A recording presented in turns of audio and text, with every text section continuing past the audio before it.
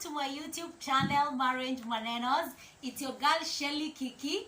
Thank you so much, guys, for joining me again. Atakama, it is on your screens. Asanteni sana. If you are new here, karibu sana. Kindly subscribe, like, and share the video. If you have been here before, kama wewe ni mwenyeji, welcome back, guys. Thank you so much for your support. Thank you for subscribing. Thank you for liking. Thank you for sharing, guys, and thank you so much for the comments. I'm getting so many comments and so many questions, guys. And today, what I'm discussing is in line with some of the comments that I have gotten. But before I kick this off, guys, if you have not subscribed, if on the right hand of your phone there is a one written subscribe, it's a one in a red box, it's written subscribe, then you have not subscribed. If you subscribe, you tap that one, it's going to write subscribed and turn gray. It's absolutely free. It does not charge you anything. And even better, by subscribing, you get to support me, guys. You get to help me produce more content. So if you have not subscribed, kindly please subscribe. So as I have said, I have been through so many comments, and I have realized that most of the couples that I am talking to, or most of the people that are listening to me, they don't quite understand the difference between a problem and a challenge. As I said before, there is no marriage that is perfect. Every marriage has its own challenges. But if a marriage has a problem, that is now something totally different. So I will start by first of all highlighting what is a problem and what is a challenge.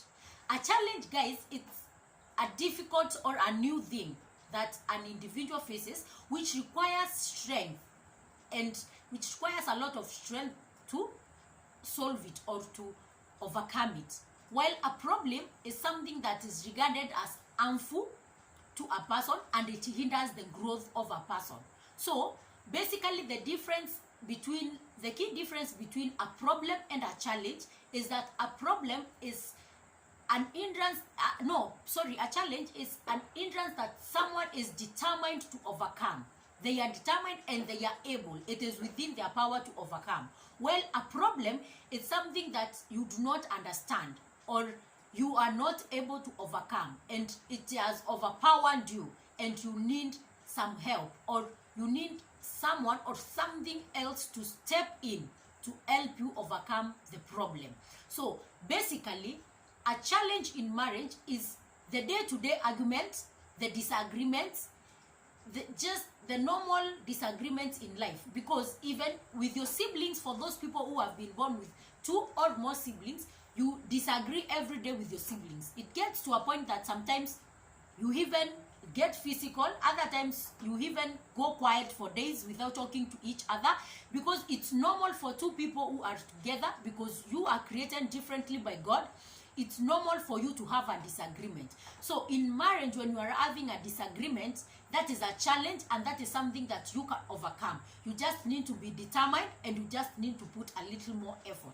Well, a problem is more of a challenge that has escalated, a challenge that has gotten out of control, something that you are now unable to deal with, something that is even hindering you from progressing. That is what a problem is. And in marriage, when there is a problem, if it is not solved, if it is not handled, if the problem is not taken care of, it hinders the growth. In this case, the growth of a marriage. So therefore, guys, I will be highlighting some of the things or some of the guidelines that you need to do when you are faced with a challenge, or when you are having a challenge, a normal challenge in your relationship or in your marriage. But before I go there, I want to first of all put this disclaimer that these guidelines may not work for some relationships. I know what you are asking. What do I mean? I mean, marriage is an institution that is governed and that has rules. If you do not know what marriage is, watch my video, watch Really Marriage, and in that video you will get to understand what I mean. There are other relationship, guys. There are some that have not even been documented. You might be in a relationship that has not even yet been documented. So I will be highlighting some of other relationships that these guidelines might not work for. So first, there is the courtship or dating.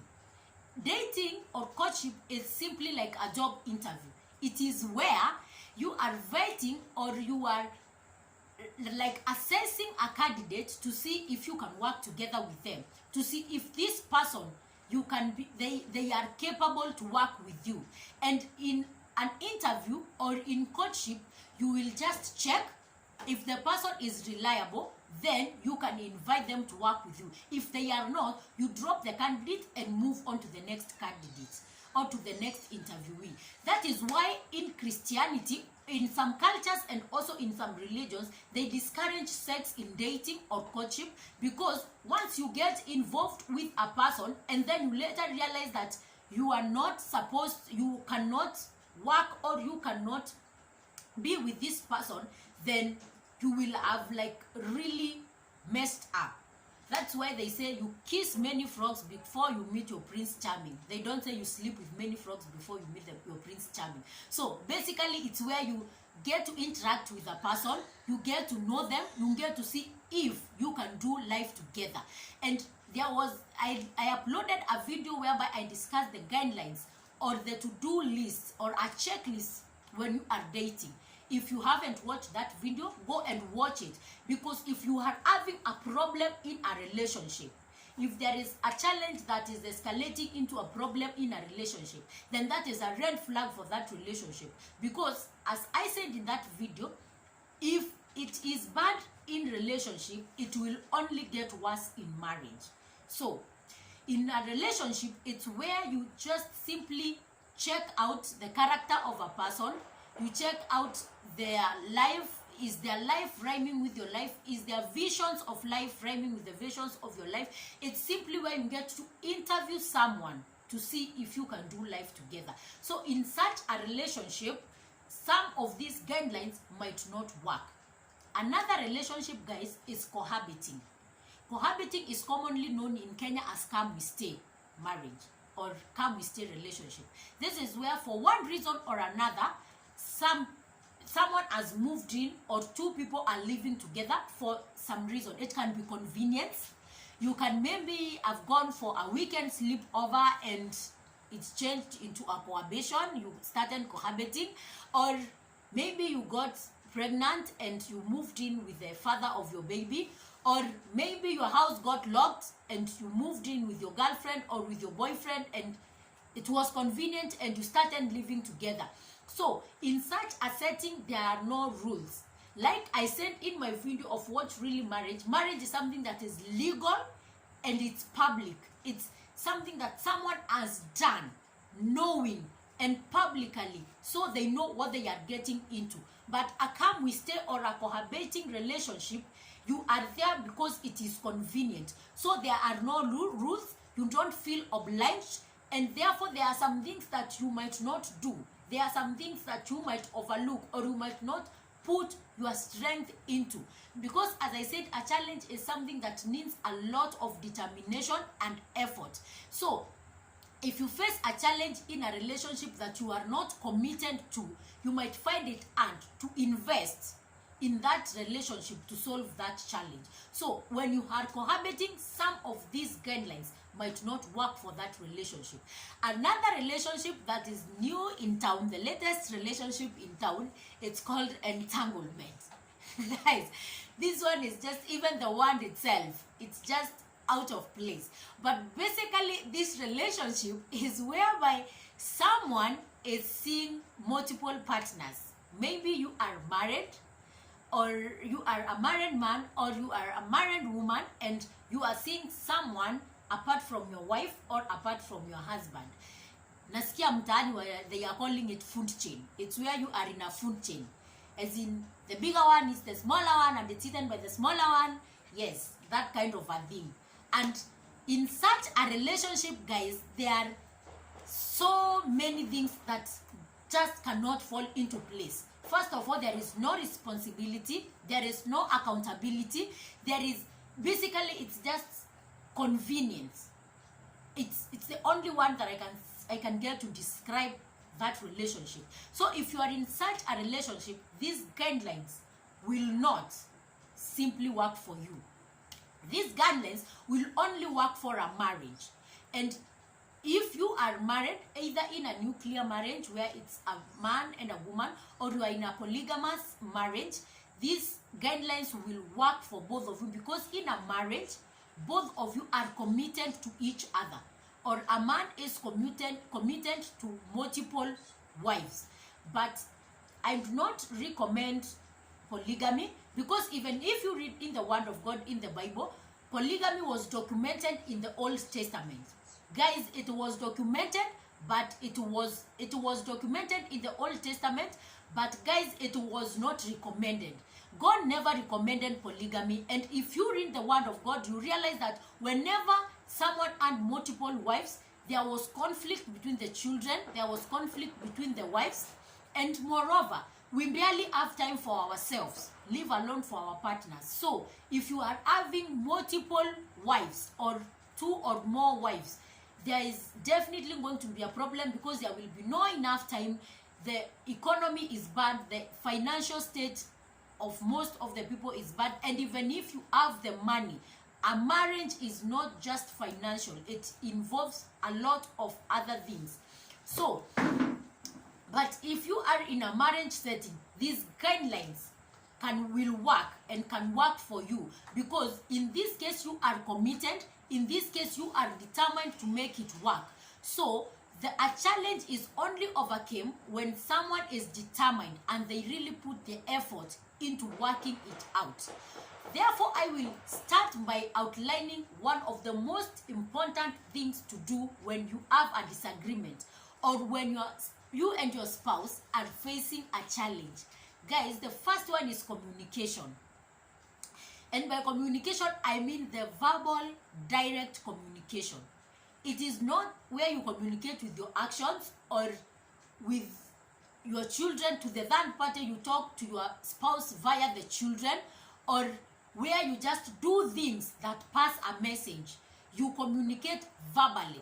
The problem with most of the couples today is that when there is a disagreement, instead of solving it, you escalate it, whereby now you go silent on one another, or you start just communicating. You can just walk into a sitting room and someone is just sitting, they are watching television, they are just about their business, and you just walk in, you switch off the lights, you switch off the television, and you walk into the bedroom, as if you have communicated that it's time to sleep.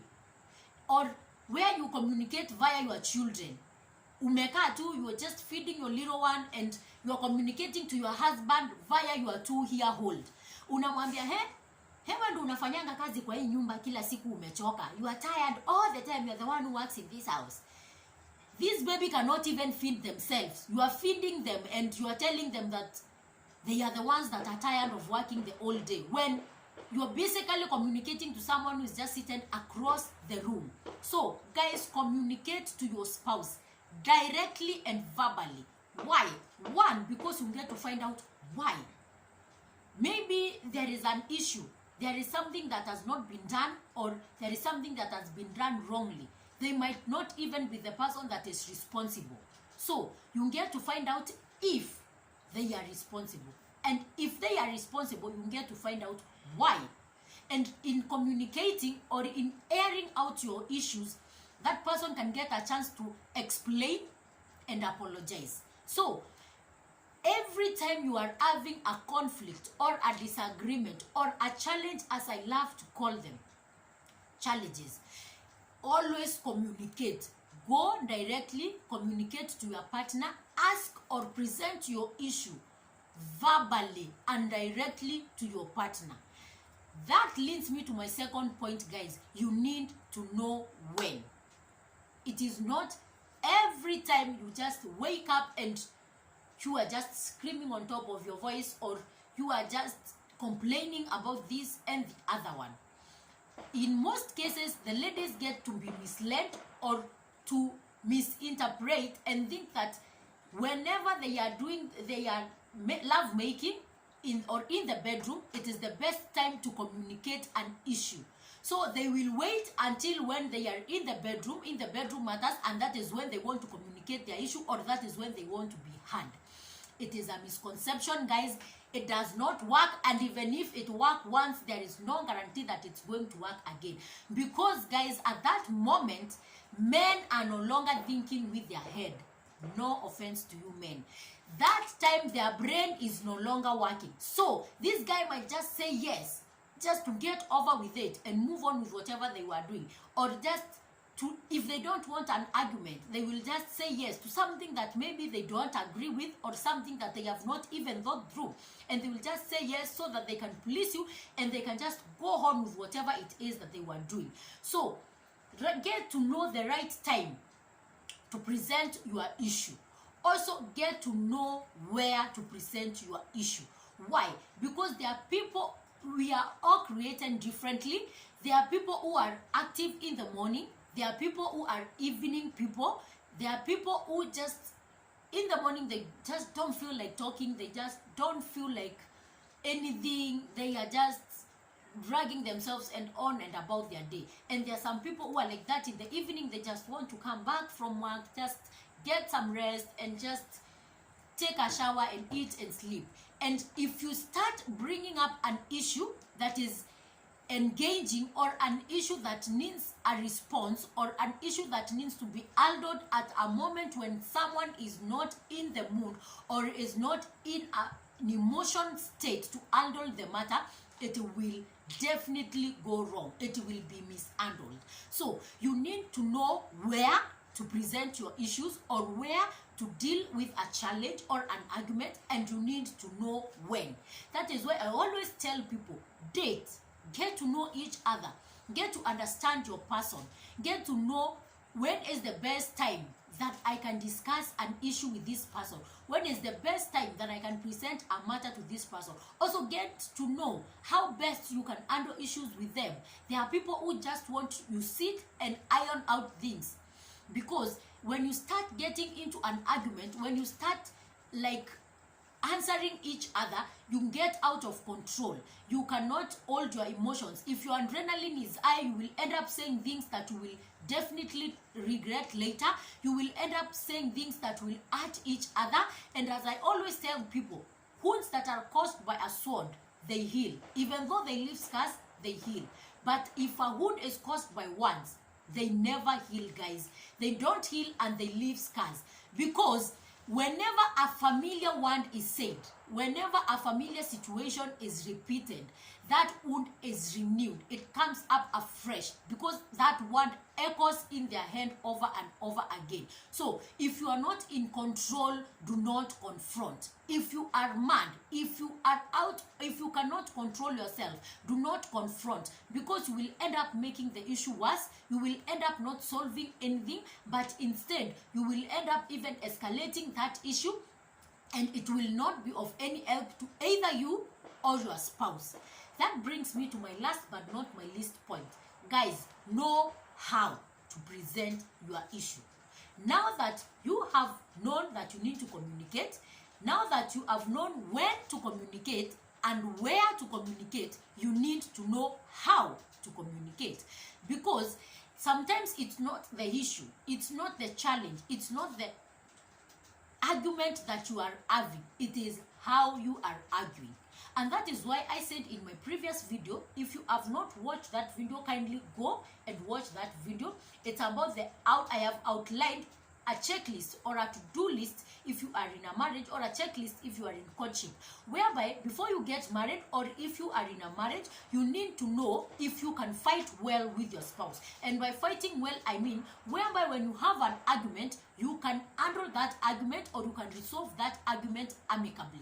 So people, if you have already known when and where to bring up your communication, or when and where to communicate, you need to know how to communicate. Because sometimes you can just say something and someone is not looking at you, but they can paint a picture of how your facial expression looks like. Or you can just say something, but the face communicates a totally different message.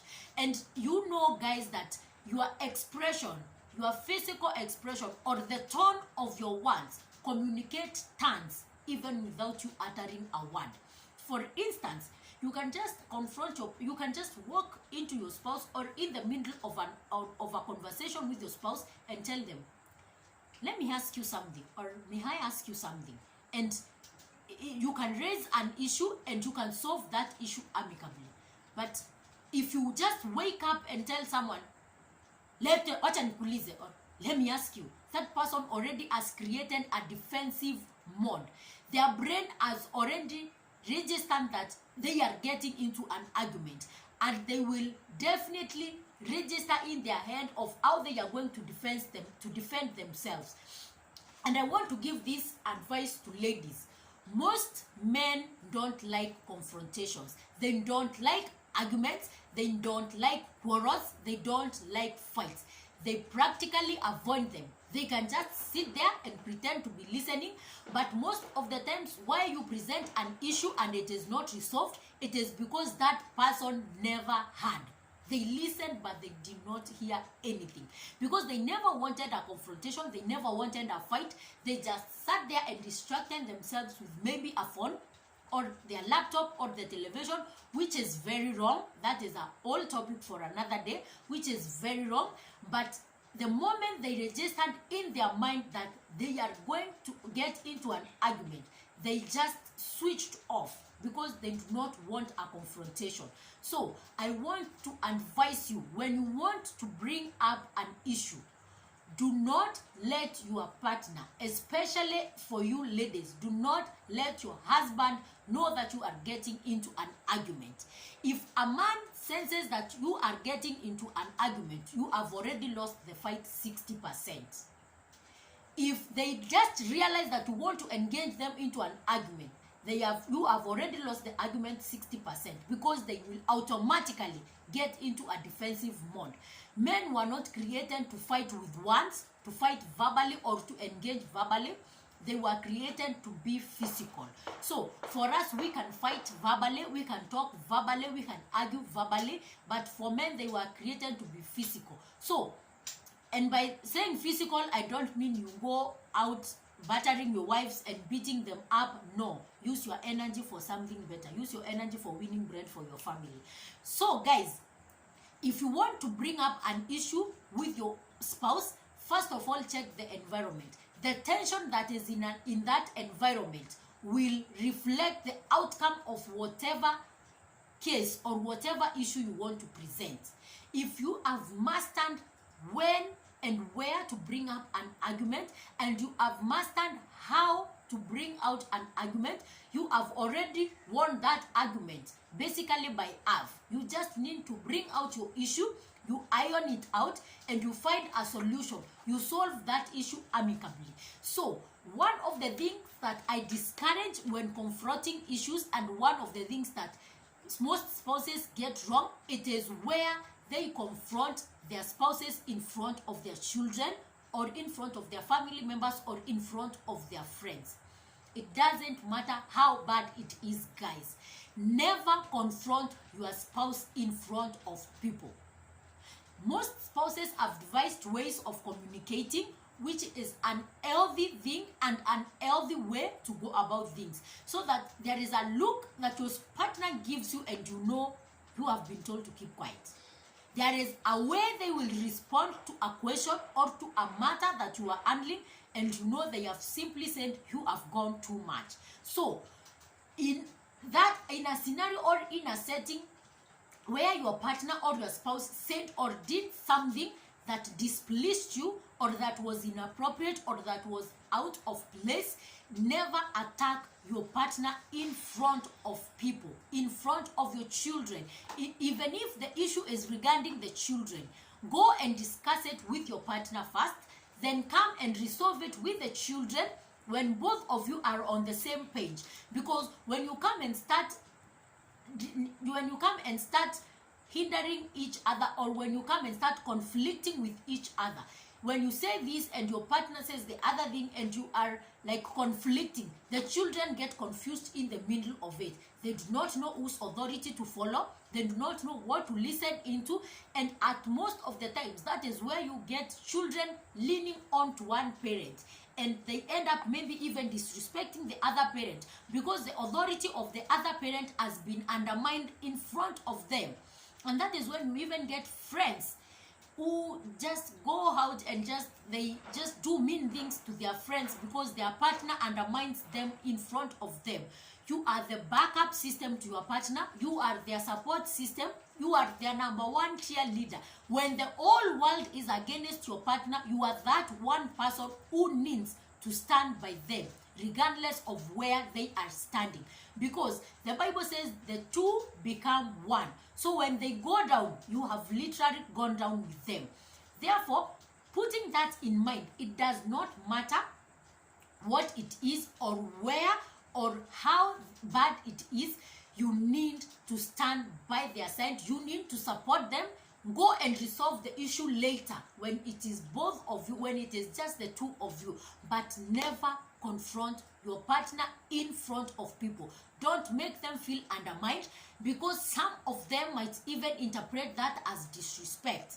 And I want to assure you, you don't want to make your partner feel disrespected, because regardless of whatever they did, if they feel that you have disrespected them, and moreover you have disrespected them in front of their spouse, in front of their friends or their colleagues or their family members, you are demeaning them. You are making them feel demeaned. You are making them lose their esteem. And if there is something that you do not want to do, is to demoralize your partner in public.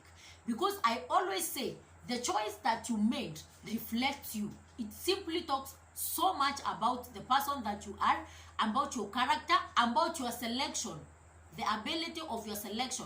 So when you go attacking and counter-attacking your partner, and you two counter-attacking each other in front of people, it does not only paint a bad picture for your partner, it also paints a bad picture for you. So guys, that's all about it for today. Thank you so much guys for watching. Remember to leave a comment down below. I will be starting next time by taking each challenge individually and discussing how better we can solve them. So thank you so much for watching guys. Thank you so much for subscribing, and if you have not subscribed, again, hit the subscription button on your right. It's a word written subscribe in a red box. Hit that subscription button, and do not forget to leave me those messages guys. They are encouraging, they are enlightening. I'm getting to learn from how your marriages are going. I'm getting encouraged.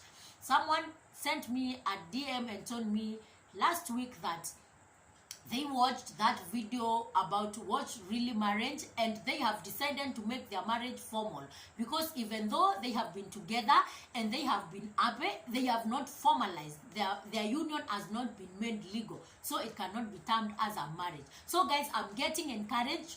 Thank you so much for sharing. Thank you for watching. That's it for today guys. Until we meet next week guys, bye bye. God bless you.